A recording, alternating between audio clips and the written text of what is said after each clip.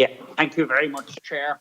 And thank you to our guests. I found our presentations really interesting, and it's such an interesting and relevant and exciting area for the future of our country, all of the issues discussed. So I found it great. Now, our colleague Senator Malcolm Byrne has very ably and correctly identified a number of key issues and asked you about them. So to that degree, there'll be a level of overlap, but I'll still pursue a few comments stroke questions with you. First of all, could I wish my neighbours in Dundalk, I live in East Cavan and have an office in Cavan town, but could I wish my neighbours in Dundalk good luck in their pursuit of the technological university status, and in that development. I unfortunately had to miss your presentation a few weeks ago for Oireachtas members, which I greatly regret because I would have found that very worthwhile. I must say, and I think it's something that may well be echoed by Senator Gallagher later, but he is well fit to speak for himself. But I can certainly say that from my area and people I interact with, that that there's a very, very positive experience of your college and a very worthwhile experience of your college. So I certainly wish you well. While that's not the subject of today's agenda, I do wish you well in that. Thank you very much. I'm impressed by the fact that you're increasingly targeting students from Northern Ireland, because I firmly believe, and in that sense I'm completely at Edam and agreement and enthusiastic about the shared island concept, that I believe personally that the key to achieving unity and peace, a permanent peace and unity on our island, which is all our aspiration, is in the building up of interpersonal relationships, the normalisation of relationships, and people living together in a relaxed and normal fashion. And I think that education and the throughput going through the education process are an obvious target in this area. So I'm happy that you're increasingly targeting students from Northern Ireland, and I would just hope that would continue and increase, and of course that students from the south would be going north altogether also.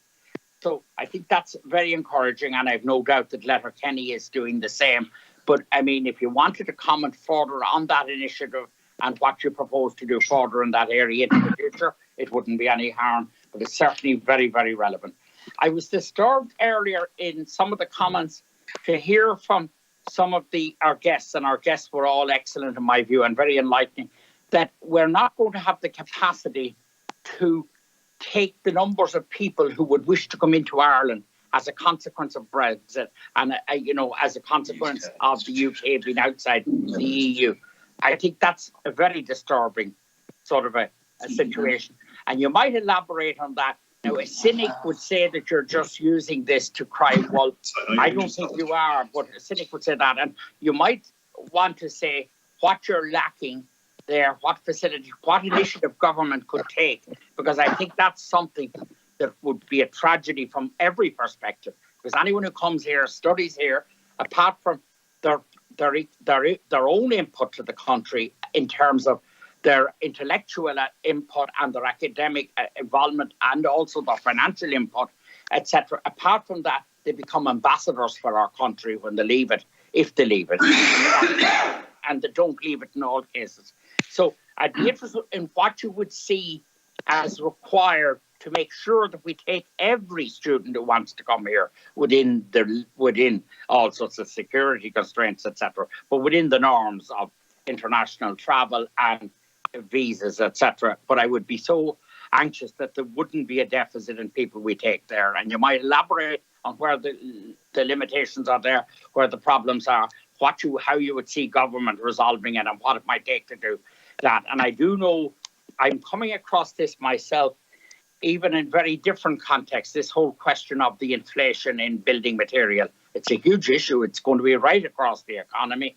And I suppose it can't be addressed without being universally addressed. It's a real big difficulty that's arisen from Brexit, from the Suez Canal, from a number of issues. But it's certainly a problem right across all sectors. I came across clubs recently who told me they couldn't accept their leader grants at the moment because they wouldn't be fit to make up the differential. because of the inflation in building prices. It's very, and in the context of what I was talking about earlier, the flow north-south of students in 2019-2020 at an excess of 1,500 is good, and south-north to 2,000. And I suppose it goes back to my original point: how much can we increase that, and how much can that grow? How much can that grow? I'm interested in the fact that, and we're, as you say, Erasmus will last with the UK till 2023, and then the touring takes over. But it was interesting that we had 88 coming, well, in 2014, 88 coming here, but 110, if I understand it correctly, people going out from here to the UK, with half of those going to London, and across training areas, a number of training areas, and a good range of colleges involved. I think that's very, very important. And I suppose if you could elaborate on what government could do to make sure that continues under touring, and that whether you call it Erasmus, you call it touring, whatever you call it, that it still is a reality, and an exciting reality for students, and a learning reality. And again, it leads to mutual understanding. And there's a whole lot of reasons it's good. And I'm very struck where you have the 210 students there, the spread, without reading it back out, the spread of colleges and involvement in it is good. And the fact that it involves traineeships is critical.